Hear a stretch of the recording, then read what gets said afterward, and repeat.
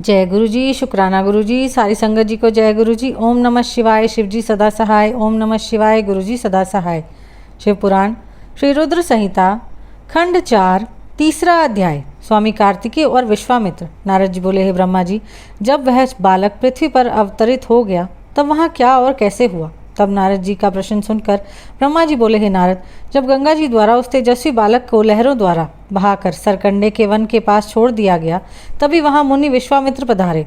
उस बालक का दीप्यमान मुख देखकर विश्वामित्र दंग रह गए। वह बालक दिव्य तेज से प्रकाशित हो रहा था। उसे बड़ा प्रतापी और बलशाली जानकर मुनि विश्वामित्र ने उसे नमस्कार किया और उसकी स्तुति करने लगे। तत्पश्चात मुनि बोले कि भगवान शिव की इच्छा से ही तुम यहाँ प्रकट हुए हो। शिव तो सर्वेश्वर हैं, वे ही परम ब्रह्म परमात्मा है। इस संसार का हर प्राणी, हर जीव उनकी आज्ञा का ही पालन करता है। तब मुनि विश्वामित्र के ऐसे वचन सुनकर वह बालक बोला, हे महाज्ञानी प्रकांड पंडित मुनि विश्वामित्र, मेरे इस स्थान पर आने के बाद सर्वप्रथम आप ही यहाँ पधारे हैं। निश्चय ही आपका यहाँ आना भगवान शिव की प्रेरणा से ही प्रेरित है। इसलिए आप ही विधि विधान के अनुसार मेरा नामकरण संस्कार कीजिए। आज से आप ही मेरे पुरोहित हैं और मेरे द्वारा पूज्य हैं। मेरे द्वारा पूज्य होने के कारण आप इस जगत में विख्यात और पूज्य होंगे। उस बालक के ऐसे वचन सुनकर मुनि विश्वामित्र आश्चर्यचकित होकर उस बालक से पूछने लगे कि हे बालक, आप कौन हैं?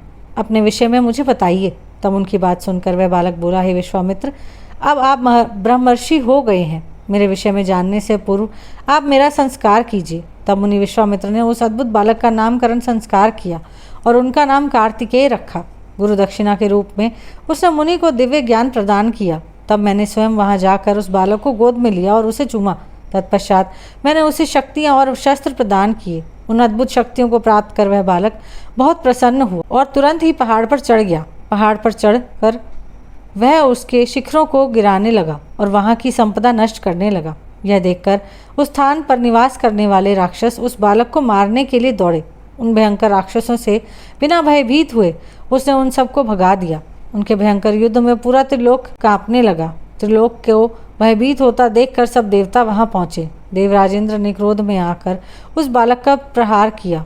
उस प्रहार के फलस्वरूप उस बालक के शरीर से विशाख नाम का दूसरा पुरुष पैदा हो गया। उन्होंने उस बालक पर एक और प्रहार किया तो नेगम नाम का एक और महाबली पुरुष पैदा हो गया। इस प्रकार इंद्र के प्रहारों से 4 स्कंद पैदा हुए जो बहुत वीर और बलवान थे। तब क्रोधित होकर ये चारों स्कंद एक साथ मिलकर स्वर्ग के राजा इंद्र को मारने के लिए दौड़े। यह देखकर इंद्र घबराकर अपनी जान बचाने के लिए कहीं दूर जाकर छिप गए। उनको ढूंढते ढूंढते वह बालक उनके धाम स्वर्ग में पहुंच गए। उस समय जब वह बालक स्वर्ग पहुंचकर देवराजेंद्र को ढूंढ रहे थे, एक सुंदर सरोवर में 6 कृतिकाएं स्नान कर रही थी। उस सुंदर सलोने बालक को देखकर वह उसे प्यार करने और गोद में खिलाने के लिए दौड़ी और उसे पकड़कर ले आई। तब उन कृतिकाओं ने उस नन्हे बालक को बहुत प्यार किया और तब वे आपस में उसे दूध पिलाने के लिए लड़ने लगी। तब उस बालक ने 6 मुख धारण करके सब माताओं को स्तनपान किया। तब वे प्रसन्नतापूर्वक उस बालक को अपने साथ अपने लोक में ले गई और उसका लालन पालन करने लगी।